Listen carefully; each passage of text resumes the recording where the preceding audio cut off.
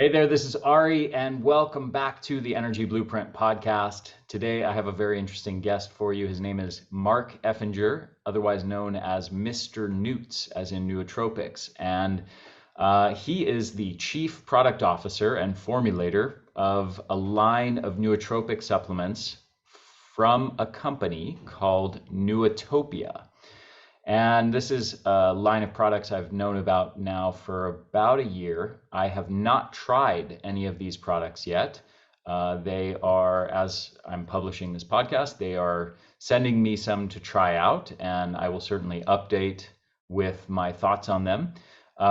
As far as the formulations themselves, they look very interesting. However, many of the compounds in them are trademarked, and it's hard to know what's actually in the formulas, and therefore it's very hard to evaluate them from the perspective of the body of established scientific literature, peer-reviewed, journal-published data on different compounds and their effects, which is, generally speaking, where we draw conclusions from, or where we can infer opinions about certain formulations. Like, I can look at any formulation on Amazon and say, oh, it's only got 1/10 the proper dosage of this compound, or it doesn't have this key compound, it doesn't have that key compound, or it's underdosed by a factor of 1/20th of the proper amounts of all these different compounds. Or it's just a silly little formula that they're, very commonly you see things that are like, if they throw some B vitamins in there, some vitamin C, and then a couple, herbs of various kinds that are, not anywhere close to the effective dosage. What Nootopia is doing is very different, which is potentially very good. But the other side of it is that it makes it pretty much impossible for me to actually objectively evaluate what they're doing from the perspective of the established science. Now, their body of knowledge, of data in formulating these supplements has come out of many, many years of Mr. Noots's personal experimentation initially, and then using these experimentations of concoctions of mixtures of these different compounds, and having many, many thousands of people try them out. And then they can, as you'll hear in this podcast, we discuss how they sort of inferred patterns in the data to identify what's working or what's not working. So really, they have their own sort of internal body of data that they're pulling from, and their own sort of internal experimentations and the reports from people when they try this or that version of the formulation.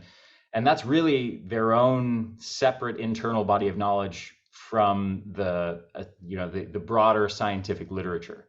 So again, potentially very good, potentially very exciting. And the only downside is it's very difficult for me to evaluate them. I also wish that I could share my own personal thoughts with you on them, and I will do that eventually after I try them. In the meantime, there certainly are many people reporting very, very positive effects using these formulas. And Mr. Noots Mark is a wonderful, highly intelligent guy who seems to be doing brilliant work. So with all of that said, I hope you enjoy this fascinating podcast. And if you do decide to try out Nootopia supplements, we will provide a discount code for you to do that. That will give you 10% off. You can get that at theenergyblueprint.com/Nootopia, Nootopia. And certainly also give me feedback. Let me know how you liked their products. If you've already tried their products, I'd be curious to hear your reports on the efficacy and what sort of effects you notice, or which products worked for you in a noticeable way. And with no further ado, I hope you enjoy this discussion with Mr. Noots. So welcome, Mr. Noots. Such a pleasure to have you, Mark. All right. Thank you so much, man. Really, really glad to be on the podcast. Yeah, I've been looking forward to this conversation for a while. I've been aware of your company for, I think, at least maybe 6 months, or maybe closer to a year at this point. And I will say I have not yet tried your supplements, in part because I do some of my own. and I'm also very intrigued by what you're doing.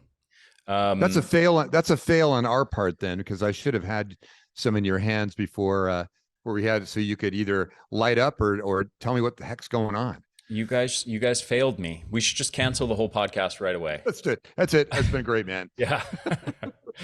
All right. I'll see you in a few months after I try your supplements. No.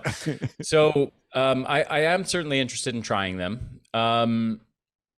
First of all, let's talk about what was the catalyst for you, because you have an interesting background. It sounds like you've been geeking out on technology since you were a little kid. What led you to become Mr. Noots?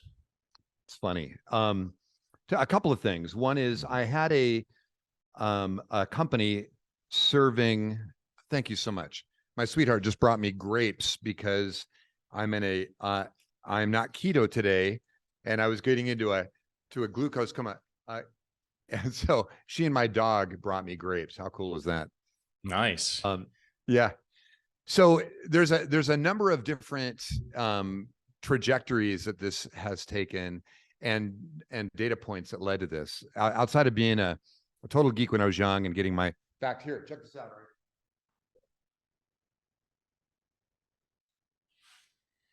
My first chemistry set.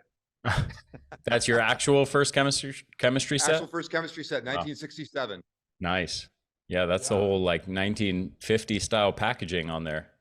Oh yeah, isn't that great? Isn't that great? So the next one was 4 times that size. So it's great. But and then I worked at a clinical lab when I was younger as well. My stepdad owned a clinical laboratory when I was in my teens.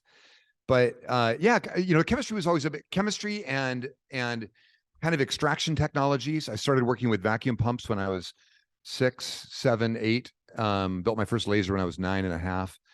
So I had this interest in technology.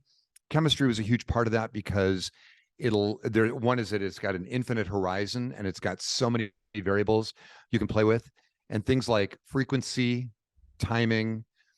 I think you're familiar with kinesiology and some of the other aspects. So, there are so many different ways for you to affect a molecule and get it to do special things, or it jumps through hoops for you. It can bond to certain things that you would never expect. It can release at certain pH in your gut. So there's all kinds of fun you can play with those. But as we fast forward, back in the 1998, my wife at the time was having our last child on the couch in front of the fireplace. It was a pretty cool event. In fact, and she tore a little bit. While she was tearing, she grabbed my hand and just about crushed it and said, "You're getting cut." So there was you just reminded me of a birthing. I don't know if it was a quilt. It was some kind of embroidery from some native tribe somewhere, I think in South America. And it depicted a scene where the woman was giving birth, and then she was tugging on some strings that were connected up to her husband's testicles. And then it was like surrounded by all the other parts of the tribe, but this was like part of the ritualistic traditions. Like, if I'm suffering, you are going to suffer. Exactly. Yeah. It was very similar to that. So it was a great birth, but and it, we had all of our I have 3 children, and all 3 children were born at home. But on this one, the midwife bought into Sackler's story and decided that my wife needed 4 oxycodone. And those What's 4 Sackler's oxycodone story? Oh, so so Sackler is the family that were the founders of OxyContin. Okay, got it. Yeah. Yep, the doctor and the rest not doctor, so anyhow, my wife was immediately addicted. She found her muse. And so over the next 10 years, she just went deeper and deeper down the rabbit hole of that until she committed suicide in 2008 as a result of that. So I had built a cognitive performance technology company, a nutrition company back in the 90s, and handed it off to my partner. And then I bought the ruins of it back in 2008 and said, somebody's got to solve this problem. and that kind of led to, and I knew that a couple things. I had a family member who had been a drug addict. I had a couple of close friends from school who had been drug addicts. I was super fortunate that I, as much as I experimented and did all the kinds of things that you might do in high school and before, is I found that cognitive performance was much more meaningful and valuable than my highest high. So I leaned into cognitive performance, and so as a result of that, I didn't get into the drugs as much. I mean, I did plenty. I smoked weed from 5th grade to 7th grade, and then from 10th grade until I hit 20. But I found that getting out of it took a long time. Like, I was an athlete. I was a hardcore athlete, and even sweating every day, working my ass off, whether it was weights or running or bicycling or mountain climbing or hang gliding or motorcycle road racing, is no matter how much I stressed my body, hormetic stress, of course, is I wasn't able to immediately shed myself of the cognitive decline that weed brought to me. So, and I didn't like the feeling of a lot of the other drugs. So anyhow, that led into that. So now Tish has passed away. I've got these 3 kids, and we figure out that if I start combining molecules, starting with amino acid and amino acid chelates, and then other components, that I can start to achieve levels of cognitive performance. So in 2008, I started that. By 2012, I had done 3,000 different experiments with that and had arrived at a formula that actually worked.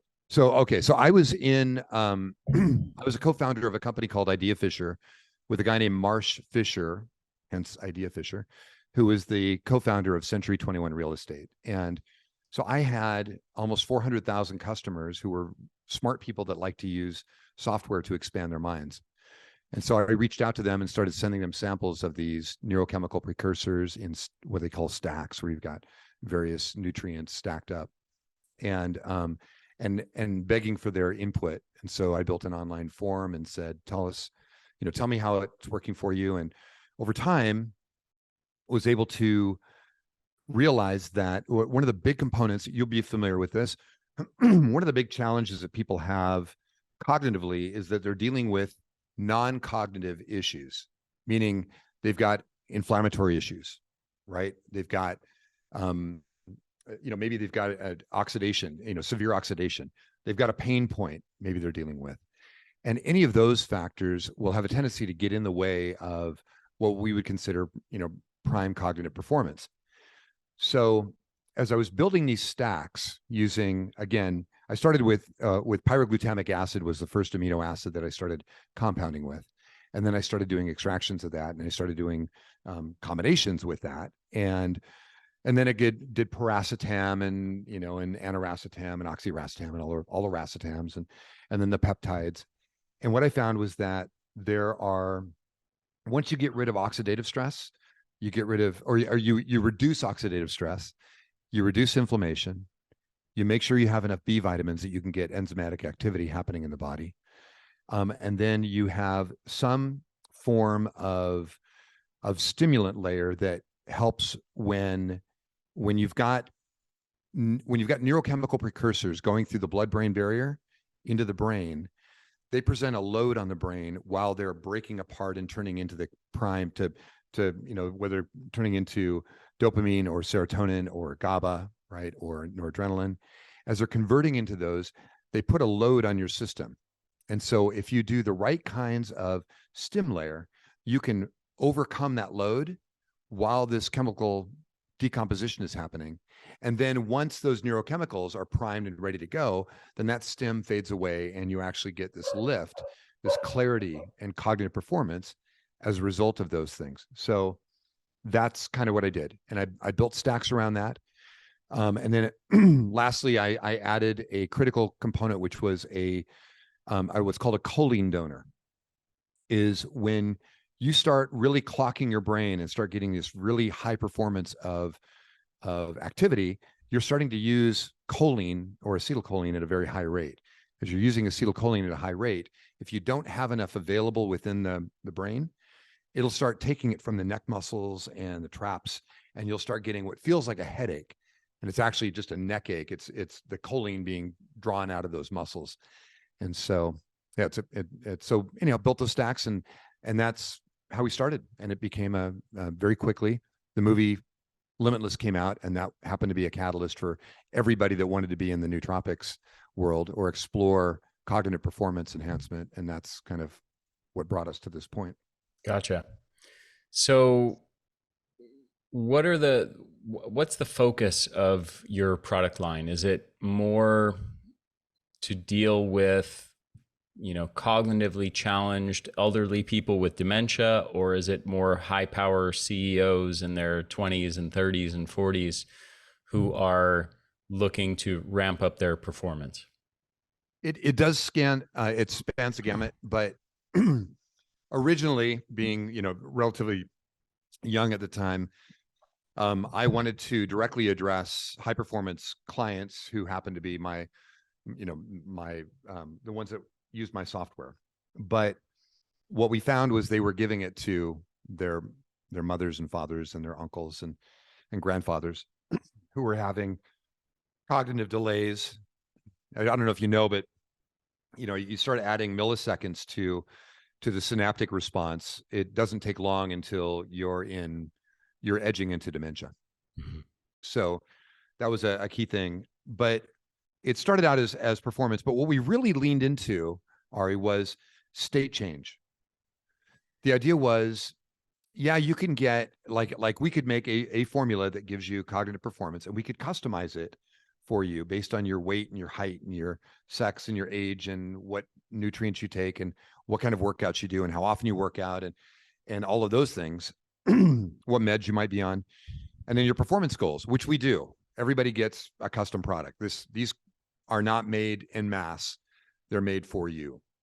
So that's kind of how we dealt with that. But our big thing, and this was something that came with the Mr. Noots naming schema, which Matt Gallant had developed when we merged companies a couple of years ago, is that state change is really what people are looking for ultimately. Yes, we all want the cognitive performance enhancement because that affects almost everything else in our lives. But we also want to be either happier or more loving or more focused or more, more intuitive. We want to have those characteristics. So we built a range of solutions that address those very products. It looks almost like you've got like my glass. Cheers. Yours is a little fancier. What are you drinking? Are you drinking one of your nootropic formulas? Oh yeah. Nectar out of X. A chemistry beaker, or are you just drinking lab chemicals? Yeah. It could be either, could be both. This is called Nectar X. So this is kind of our primary. This is the first product that I developed. So this one came out in 2012 and it was kind of the basis for what I built. And then what happened was I would get customers that say, great, now my cognitive performance is on. Now I'm rocking it. But I have aggro moods because I'm on roids, or I need more focus. And this is helping me get off Adderall, but I'm not focused enough. Is there anything you can do for more focus? Or can you get me happy? Can you help me become happier? And so I started developing around those neurochemical profiles, and it made a profound difference because no longer were we just dealing with people's cognitive performance piece, which was significant. We were also enhancing cognitive performance while also getting them into the mental state that helps them achieve the kind of performance that they need, like loving somebody, like being kind, like being tough when you need to be, like being unstressed. We built this called Zamner juice. It's a name that Matt Gallant used when he and his buddy Wade, the founders of Bioptimizers, when they would go to raves and they would get in the perfect zone at a rave, they called it being Zamner. So in the Zamner zone. So I had a client who owned medical labs, or medical clinics, I should say, in the Portland metro area. That's where I started this thing. Portland, Oregon. And she came to me and said, I'm about to blow up with road rage, traveling between these things, going from Portland to Vancouver, Washington, which is Interstate 5 and Interstate 205, which just become traffic jams for most of the day.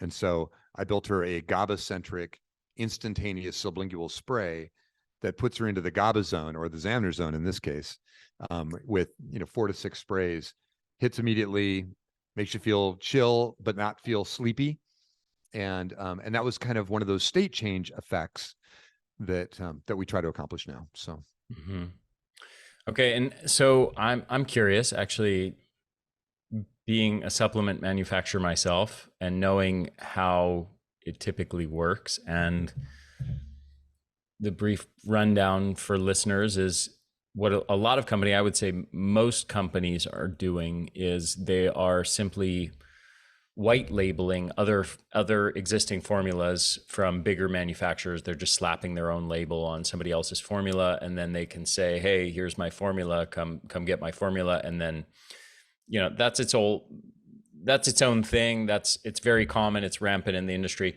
What I do and what Nootopia does is make custom formulas. However, with my formulas, they require ordering minimum order quantities. Batches have to be made where they order all the raw ingredients, they put it in a giant mixing tub, they mix them all together, and then they bottle them in batches of 3,000, 5,000, 8,000 at a time.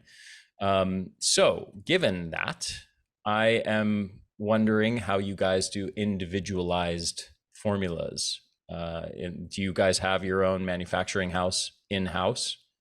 And yes. How does that work? How can you sort of take input from someone based on their weight or their activity level or other factors and say, we're going to make you a custom mixture?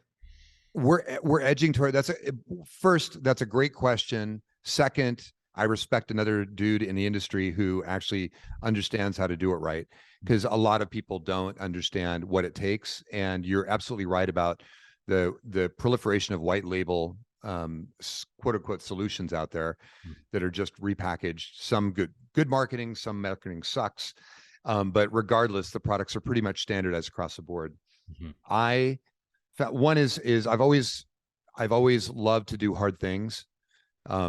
Part of the science and manufacturing. I've been in laser technology. This is my 18th company, so I've been through the gamut of starting, building, if necessary, funding, hiring a CEO that's better. I'm a geek. I like to geek, and I like a CEO to CEO, and I don't do that as well. And so the thing with this was I could only get between 30 and 42% effectiveness if I didn't customize nootropics. Now, there are other nutrient supplements that you can have a much higher affinity for, because they're base and they're necessary. When you're getting to performance levels, customization and personalization become critical aspects of how the components work within your neurology and physiology. So I started literally on my brother's kitchen table. There's a big backstory on that. I'll share someday. And I started customizing them based on the forms that my beta testers had filled out. They gave us enough data on the forms that I could say, oh, if you're 46 years old, you work out 3 times a week, you go cyclical keto, you've got a big sleeping problem, you drink a ton of caffeine during the day, you have a 2:30 crash in the afternoon, and you're doing a lot of things right, but you're doing a ton of things wrong, and you're on statins, you're on simvastatin, and you still believe that 85 milligrams of aspirin a day is going to save you from a heart attack, while it creates intestinal bleeding. So all of these factors I was taking into account as I started working with these prototype clients. I had a little over 1,000 prototype clients. And so that gave me a base to work from. And I was able to move the needle from that 30 to 42% up to as much as a 97.x%, 97.2, 97.5% efficacy. That took a lot of customization, a lot of profile. And at the time, it was only one product. So it was what is now NectarX. And Nectarex is a, excuse me, it's a powder in a test tube, because there was no freaking way I could fit all of the components into, here it is. I couldn't fit all of everything necessary into a capsule. I tried and tried and tried. And the two factors that were involved in that were I couldn't fit it all in a capsule. And if I did a ton of capsules, I couldn't predict the dissolve rate would be correct to be able to get everything at the right pH in your body to be, to resolve through the gut and into the bloodstream and then through the blood-brain barrier. So I made a drink out of it, and that worked really well. At the time, we now have nearly 20 million data points that we've collected from our clients collectively, like over the time, over 160,000 people have sampled our works. And as a result of that, we have a pretty good data mining capacity. So, and we don't just sell a product in a pill and then good luck. It is a capsule that, based on your data points that you've given us, especially if you're accurate, if you don't lie. We originally would have people that were coke fiends or were stealing Adderall from their sister, and so they might deviate on those numbers. And then on the second round, they would go, "Here's the truth," and on the third round, they would say, "Here's even more of the truth," and that allowed us to get closer and closer and closer to the absolute ideal formulation that's going to move the needle for them and help keep them at a higher performance. I have two reactions to everything you just said. One is, it sounds like an immensely impressive data set. And the second reaction is, it sounds like an incredibly messy data set that would be almost impossible to draw any kind of conclusions from or pull patterns from in a reliable way. And then it would require also to know that the way that you're changing the formulas for the individual would require then doing more experimentation to give them certain formulas with altered ratios of these different compounds. Yep. And then identifying that this mix of 1,000 people who have a million different confounding variables, but maybe have something overlapping where they are all low carb dieters or exercisers or something like that, responded better to the mix that had 175 milligrams of so-and-so instead of only 100 milligrams of so-and-so. I mean, it sounds like, to do that in a way where you can actually be confident in your data sounds extraordinarily difficult. It is not easy. I've hired a roboticist who is now helping us to automate some of these approaches, because it is hard. We're scaling up with people, and we've been doing that now since 2012. And it's such a weird process when you actually, you come into the lab and you see how our employees are working and what they're working on. Since you've probably built capsules by hand at one time, you've probably done anywhere from the original capsule racks of 20 capsules or 100 capsules, and then maybe 240. Don't remind me, Mark. It was traumatizing.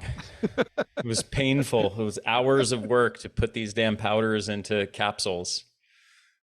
Yeah, I'm with you. And it's funny because I still have some acrylic racks down in the I've got a 3-story 24,000 square foot lab here in Burlington, Iowa, right out of the Mississippi. So, and then we've got our manufacturing in Vancouver, Washington. And it's still a daunting vision when you have a rack of 400 capsules and you're segmenting those per client, and then you're taking that even further and looking at a feedback form. So they've done an intake form that's given us the data that we need to formulate their first round, and then they use an app on their, whether it's their phone or their watch or whatever, to give us minute by minute data, whatever they want to do, and say, oh, this makes me feel good right now, or it doesn't make me feel good 4 hours later, or this lasted all day, I love it, or this, I want to have a little bit more of this feeling, this state operation versus this one. And then we take that data and we compile it into that individual's customization again. And we have a pretty good understanding of what the components do, how they affect people. We've had enough data feedback. I mean, we've been doing this again since 2008 and 2012, actually shipping out to customers. So this is not something we just threw together and said, we'll figure it out on the way. Mm-hmm. And we are getting better. Every week we get better because we have, again, more data to work with. We also have one of the top 5 AI technologists on our team who's very good at being able to extract data and turn it into something meaningful. Mm-hmm. And we have, we try to keep the feedback loop short and tight, mm-hmm. so that you give us the input, we build, and then you tell us how that's working for you, and we turn that into meaningful concentrations of the various nutrients and supplements and extracts. So got it. Okay, so I've spent some time on your site looking at ingredients in these different formulas that you're selling, and mm-hmm. I noticed that Omnipept is featured heavily, and that was something that I'd never seen before. So I remember when I first came across this many months ago, I started to Google Omnipept, and it was a trademarked term that you guys own, and it's not clear what's in it. And you have many different variations, Omnipept O and maybe 1S. I assume I think there's, if I remember correctly, probably a few more different Omnipepts. What is Omnipept? Why is it so featured in so many of your different formulas? When we were doing the amino acid chelate process, extraction process, as well as bonding process, we found that we could get a leveraged result by adding certain components to an amino acid and making that amino acid perform better, or to amplify its output. So what phenylalanine, the L-tyrosine dopamine, right, pathway, right? Phenylalanine, L-tyrosine, L-dopa, right? And then so in that same way, we were able to take amino acid chelates, propagate them, and amplify their effects so that you could take 250 milligrams and make it act like grams of X. So in my case, starting with these heavy amino acids, like pyroglutamic acid, well, it takes 4 to 6 grams of pyroglutamic acid to have a meaningful outcome. And it does work, and it is effective. The challenge is that the load on your system is so high. The only time I could take it effectively was take it at night, wait for the morning for its full process to have happened. I'd get about 2.5 hours of good performance, and then I'd fall off a cliff on the performance. But if I took a microdose of pyroglutamic acid, I potentiated it with acetyl L-tyrosine, then I could get a significantly better result from that. And then if I took that and I bound it to, say, an oil, right, or a long chain component, I could get it to last for a very long time. And then if I buffered it and then I added something like a B vitamin, then I could suddenly get it to perform it at another level because the enzymatic activity of the B vitamins would elevate it. So that's how those came about. And it was a brutal process of trying over and over and over and over to combine elements and then extract components of them, molecules that would make meaning and work for us. In fact, our laboratory here is called Masters of Molecules, because that's kind of what we like to promote. Mm-hmm. Given sort of the novelty of some of what you're doing, a lot of what you're doing with these ingredients and mixtures of different ingredients and the interactions between these ingredients to optimize effects, how confident are you? Well, let me phrase it this way. If I was doing that, I would be concerned there might be some unintended side effects. When you play with compounds in new ways and you get them to act in different ways and interact with each other, I start wondering, is there more of a potential for unintended side effects here? That's an absolutely great question. So we have 7 PhDs and 13 PhD candidates in Bosnia at a lab at the Birch University there. and their full-time job is to take anything that we are working with, whether it's an existing compound or a compound that we're creating, and they do heavy, hardcore analysis on it, in vitro, in vivo, and in silico, to see how does this stuff work. In a computer, they've got a massive computer bank that all it does is look. I've never heard that term. That's interesting. Yeah. Janan is our master of molecules in that area, which is molecular docking technology. So he's the kind of person that looks at mRNA type of response and says, "Oh, there's an opening right here in the cell wall. We can play with that opening, and we can actually exploit that in positive ways and create something that's meaningful. Or this amino acid reacts like this as it goes through the membrane, or if we use a phospholipid with this, the adoption of it will be much higher, and it'll have this half-life versus another half-life." Mm-hmm. So we do those experiments on a daily basis. In fact, this morning at 9 a.m. to 10:15 every Tuesday, I have a meeting with Matt Gallant and all of our Bosnian team, and they show us reams and reams of data that they've collected from that week's worth of work, and they're an incredible team. We're continuing to expand that, by the way. Very, very cool. We're committed, man. Yeah, that's awesome. It's very interesting.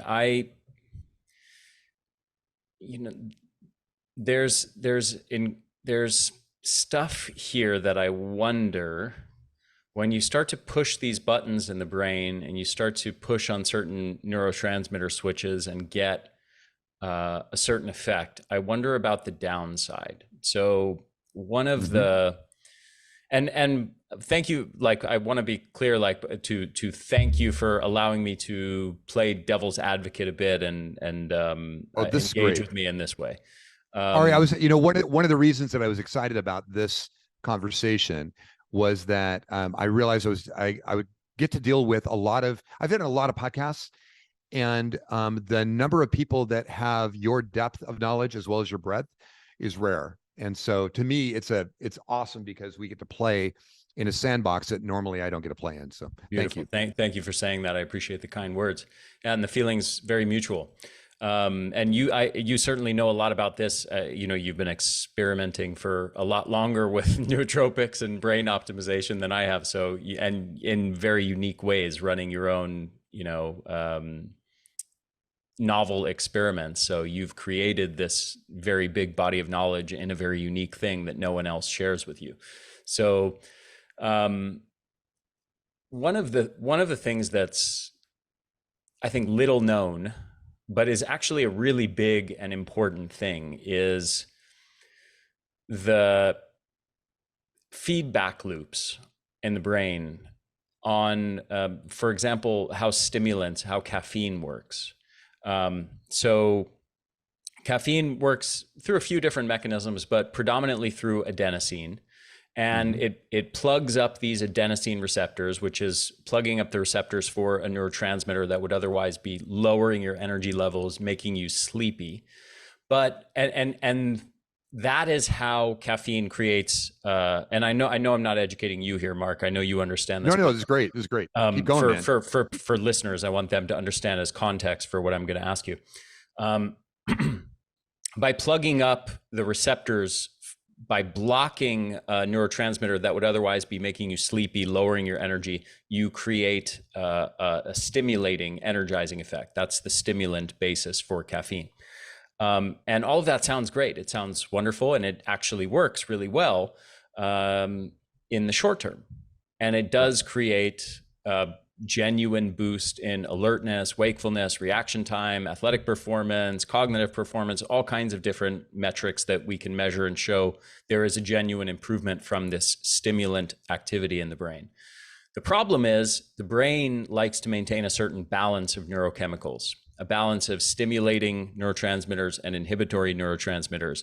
And when you introduce caffeine in large enough amounts, which is usually just a couple cups of coffee a day or more, or some energy drinks or stimulant pills, and you start to push that button frequently enough on a daily basis, the brain basically says, we're being overstimulated. let's bring the system back into balance. And it does that by making adaptations, like increasing the amount of adenosine receptors on the brain, increasing the amount of adenosine in the brain, which in the absence of caffeine, when the caffeine leaves your system, now you're left with increased adenosine signaling on a baseline level, which actually lowers your baseline levels of energy and mood and wakefulness and cognitive function. And so what was initially a boon that granted you increased alertness and reaction time and performance, now actually insidiously, what most people don't realize this is happening, actually lowered your energy levels and brain function. So, and similarly, I'll introduce one more layer here. Anna Lemke's work, she wrote the book Dopamine Nation. She talks a lot about how the brain likes balance, right? You give too much of a pleasure stimulus, you push that button too hard, and then the brain counterbalances by pushing you into pain. And so one of the things that I've kind of become more attuned to is getting something for nothing usually has a consequence. And so I wonder, like, when we start to play, like the marketing on your site and kind of the effects of these different compounds, this one boosts your energy, gives you all day energy. This one gives you limitless focus. You know, this one does this one does that. And you got like 9 different formulas that, you know, have very, have language like that talks about these amazing benefits. I wonder to what extent on the other side of that, you're going to create negative adaptations, neurotransmitter adaptations at the level of the brain that are going to create worse brain function in the absence of these chemicals. This is such an important conversation. You talk about Andrew Huberman is one of my heroes in the industry as well. So talking about dopamine, his favorite as well. And he talks about in adenosine receptor agonism and morning wakefulness outside of getting sunlight in the eyes, but also holding off on your first cup of Java till 90 minutes to 2 hours from wake up time to let the adenosine activity, right, start to come down, so that now you can, now you can actually take advantage of this, and you're not going to be pushing it off until the adenosine is built up to such a level that immediately after the caffeine unplugs those receptors, it gets flooded with adenosine, and suddenly you feel like crap, and you have a 2 p.m. crash, and all of those factors. Upregulation and downregulation are key factors that we take into consideration in everything we do. And there's a number of components of that, but one of the things that we highly recommend, and we actually build a profile for it, is, we actually have a booklet that comes with this, and there's a PDF online you can get, and a neurotransmitter test that we give you as well. Our whole thing is, rather than work directly with the neurotransmitter, let's work with the precursors, and let's work with signaling molecules to be able to get the conversion process or the demand for specific neurotransmitters or neurochemicals to be in alignment with your own neurology and physiology and goals. So rather than forcing a specific neurotransmitter through the blood-brain barrier into the brain and then signaling to go down-regulate, which we saw, here's where I first both experienced it and realized that I needed to make something that in everything that we made, we had to be able to beat this issue that you just shared. And that was, I started studying Adderall pretty heavily, because Adderall was kind of the gold standard in people getting wakefulness and focus, right? And it's a high dopaminergic flow. The challenge is, whether it's that or whether it's Molly for people going to raves and they wanted this big serotonin thing, is when you start flooding the brain with those neurotransmitters and neurochemicals, you start downregulating. When you downregulate, you're signaling your body to quit making it. I got enough. I don't need any more. Clearly, I've got enough, right? Because I'm overstimmed. I've got too much serotonin. I'm starting to get sweats. My stomach is upset. Whatever the cofactors are you hear. We want to do the opposite, which was there are processes, enzymatic processes, and Bioptimizers is an enzyme company. It's very well known for its gut health.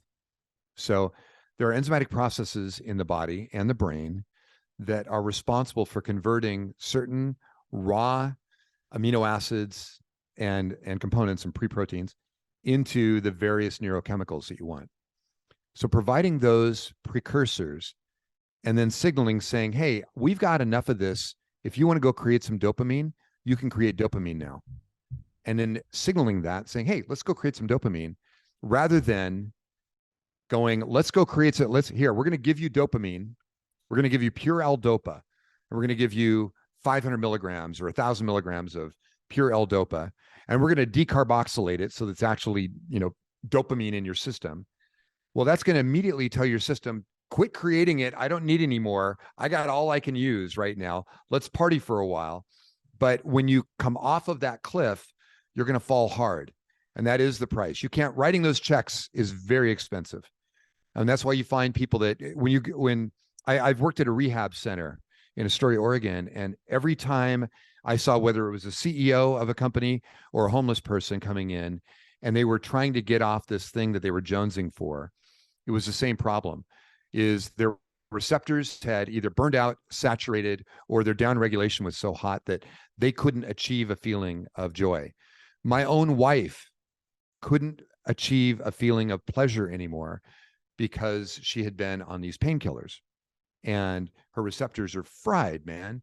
Her system wasn't making enough, and she had told it by giving the direct opiate over and over and over we don't need to make any of our own opiates. We've got enough coming from outside sources, exogenous sources. So we work really, really diligently to make it so that we use precursors and signaling. And some of that signaling you do personally. If I want to go and I want to up my dopamine levels when I'm on Focus Savagery, right? Our ultimate focus capsule, I'll drop down and I'll do 50 push-ups. And those 50 push-ups will get the blood circulating. The other is it's going to start getting the adrenals primed, and that's going to flow into this precursors for dopamine that we've got in our system and help to up that level again. And then of course because we've always got acetylcholine precursors in that as well, we're going to get the acetylcholine flowing across the gap. So I'm going to get my focus, I'm going to get awareness, and I'm going to get cognitive performance are all going to be enhanced from that. Mm-hmm. But I did the work. I just happen to have the precursors to be able to do the work and get the result. Got it. So do you guys have any recommendations for cycling these different compounds? Are some of them meant to not be used on a daily basis, but only sort of more once in a while others maybe are meant to be used every day? How do you break that down? Yep. So we have, I mean, this sounds cheesy, but we have guides for everything we do. We've got insights, and then we have an app that helps to walk you through. So the first thing is we try to walk you through once you've filled out your intake form. So we've got a neurochemical profile of you that you've given us. It's like a Braverman test. And then we have your insights. Who are you? What age are you? Those kinds of things. Then we take that, and you have sliders at the end of the process. You have sliders that say, I want more focus, but I don't want to feel brittle, or I want more kindness, but I don't want to be a pushover, those kinds of things. And so when you're done with that, that allows us to go, okay, we have an idea based on all of these factors that we've got of where this person wants to go as a performance lift versus just maintaining whatever they are right now. Mm-hmm. And so we then formulate to that, make sure that you've got that. And then we walk you through as you get your box. So you get this box of solutions, which I will be sending you. I'm disappointed that you didn't have it already. Me too. Right? So you're going to go through that, and then for 30 days, we're going to walk you through the process of how to optimize these for you, and then giving us feedback every day, going, oh, I tried this based on the guide that you gave me. I did this, and then I did this, and here's my result. Here's how I felt. Here's how I want to feel in comparison. And then we take that data and we're able to compile it and go, okay, next round, we're going to change these components within your capsule, these components within your drink, these components within your spray, and we're going to get them to you. So it's an iterative process with an infinite horizon. Mark, I wonder if you've ever received my next question. If these supplements can do what you're talking about here and have this level of sophistication and precision around how they can manipulate, alter. People have a negative association with the word manipulate, so I'll say alter, human thoughts, emotions, moods, behaviors. How concerned are you with evil governments getting a hold of this and instituting some kind of Brave New World scenario where they're manipulating the brain chemistry of their population so that they can have their way with them? You know, I think Aldous Huxley wrote a book about this. Yeah. I think I'm absolutely sure Huxley did. I think that's a really interesting thought. I know that the performance levels that we're able to accomplish with these are meaningful for a huge portion of our clientele. So, and that makes me feel good because we're accomplishing some of the things we want. Hopefully we're helping people to see that levels of performance are better than levels of drugged out ecstasy or apparent ecstasy, right? And that building a new or a higher baseline performance level so that you're with or without these, your baseline is higher and you know what that experience is to have that focus, and your neural pathway that you've been building over the last year or 18 months or 2 years is tappable. You can get into that now, you can go into that state and get there. That would be better than overtaking the government and becoming. So that's one.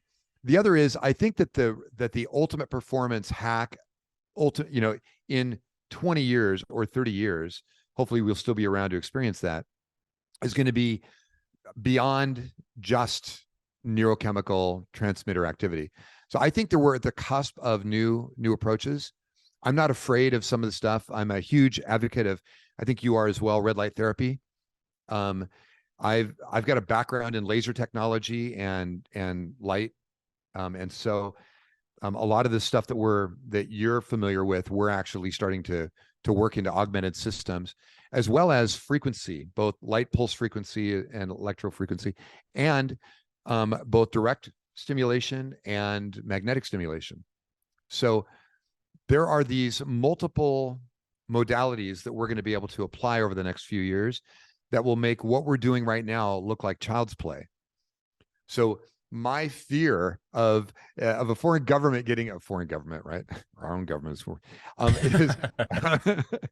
of having a challenge there. I think that the next 5 to 10 levels are going to be quantum leaps above what we're doing right now.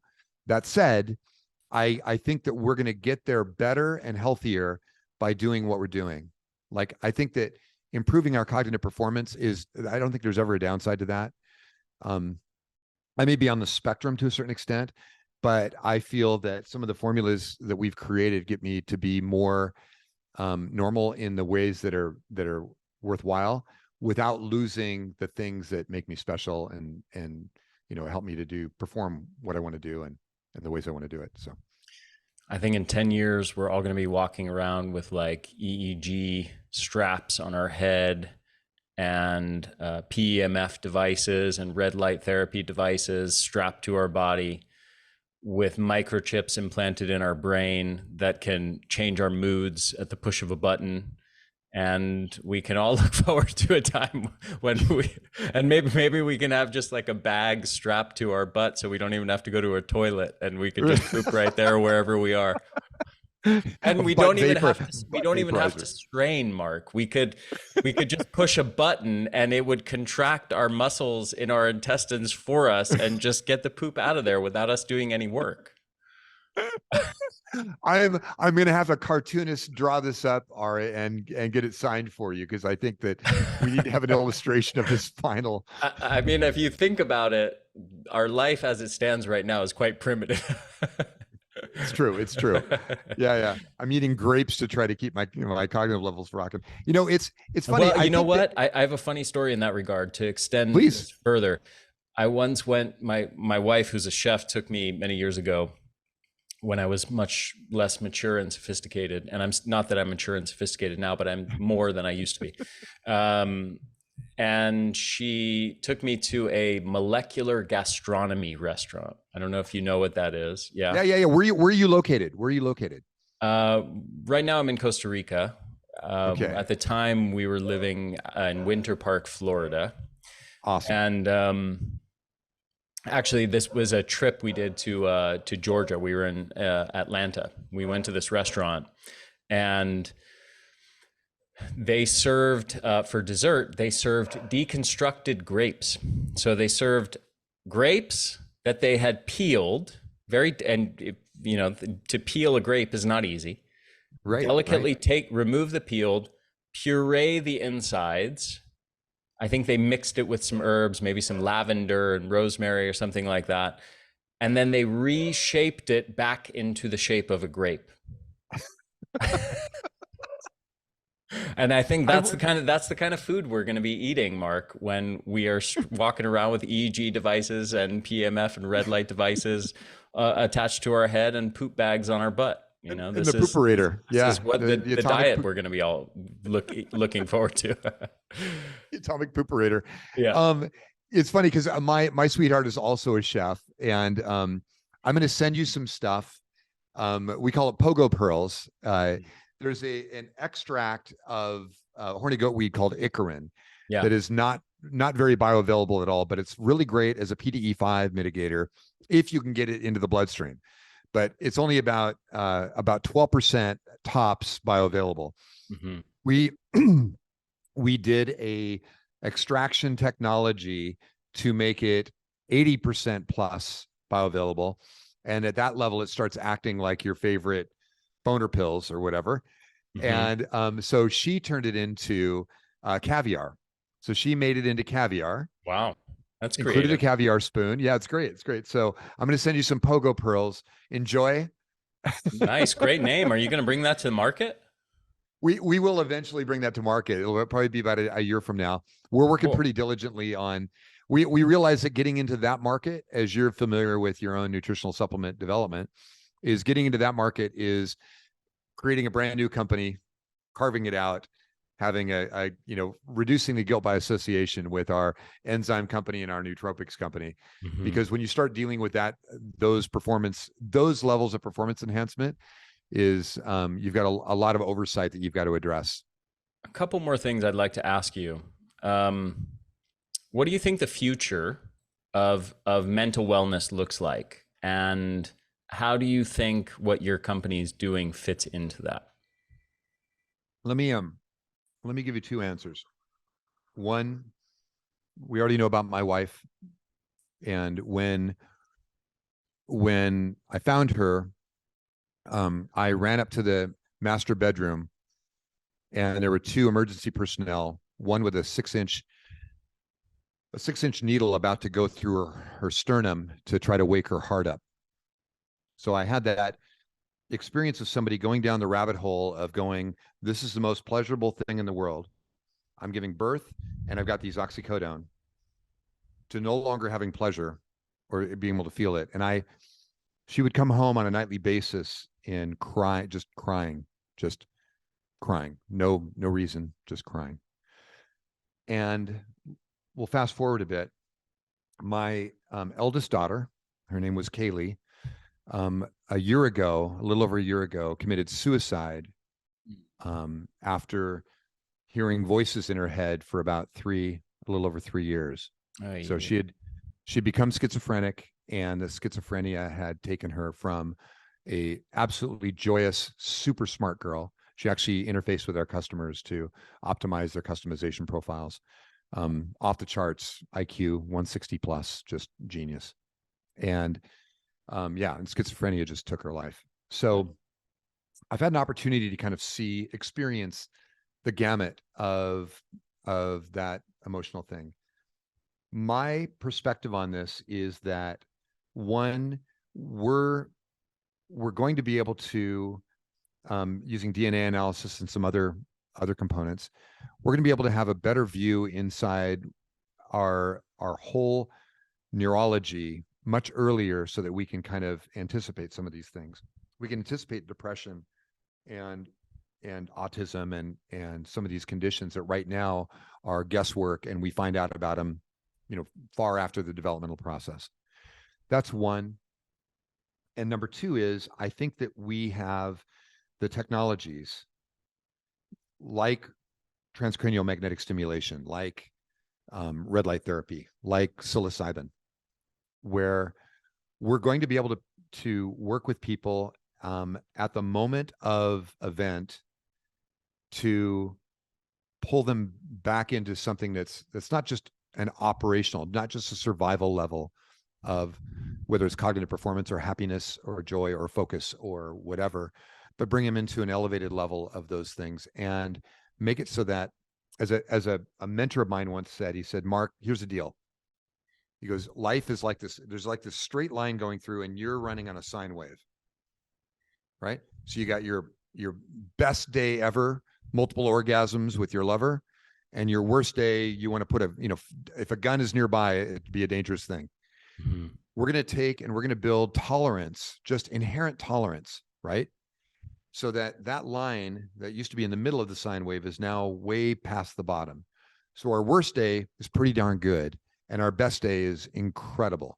Mm-hmm. But what happens is you start to build the differential between those two is the sine wave isn't so big anymore. It's not like great day, suck day, great day, suck day. It's great day, good day, great day, good day. And because those deltas change, and you can do that through any kind of cognitive training, meditation is fantastic for that. Breath work is fantastic for that. I think that hallucinogenic therapies we're on the cusp of being able to apply those. I've had my own experiences from when I was young that were just transformational for me. Mm-hmm. And so I think that's the future. I think that's a component of the future. You know what I'm super glad about? I'm super glad there are guys like this. Super glad there are guys like this who are on the cusp of these technologies and approaches that are going to give us a new gateway into how to create the perfect state. I want to be a contributor as much as I can, and I think my partners would agree. I don't care if I live to be 180 years old. I'd love to be able to live to 80 or 90 and be a rock star the whole time. Mm-hmm. Turn the switch off when I'm done. Right? Yeah. Beautiful, Mark. Thank you so much for coming on and sharing your wisdom. This is super interesting stuff. I find the work that you're doing fascinating, very, very novel. And this conversation lived up to all my expectations for it. You're absolutely a fascinating guy. And I'm excited to try your formulas. I think if they're even half as good as the claims on the site, then they should be pretty darn amazing. So is there anything you want to offer as far as discounts or anything like that for people to try out these formulas? Yeah, I think you've got some stuff for the show notes, but yeah, there's definitely a discount available at your at nootopia.com, whatever the link is. Please have that available. I know we got a 10% so we'll put it on the show notes for this episode, and we'll put it at theenergyblueprint.com / awesome. What should we put it at? Nootopia. Nootopia. Nootopia. And do you know how much discount they're going to get if they go there? Yeah, 10% discount. Get you started. And Ari, just out of curiosity, what is something that we can do for you? What's something that we could do that would be meaningful for you? Oh, I don't know. I don't know. We could talk about it another time. I'm happy to just have this conversation with you. And you're out there doing very interesting, novel work. And for me, it's a great pleasure to just have these conversations and be in a position to have these conversations and share it with the world, and hopefully to the benefit of many, many tens or hundreds of thousands of people. Awesome, man. Yeah. Millions. Let's do it. Soon to be millions. All right, my friend, really a great pleasure. I look forward to the next conversation. Thank you, brother. Be well. You Talk too. soon.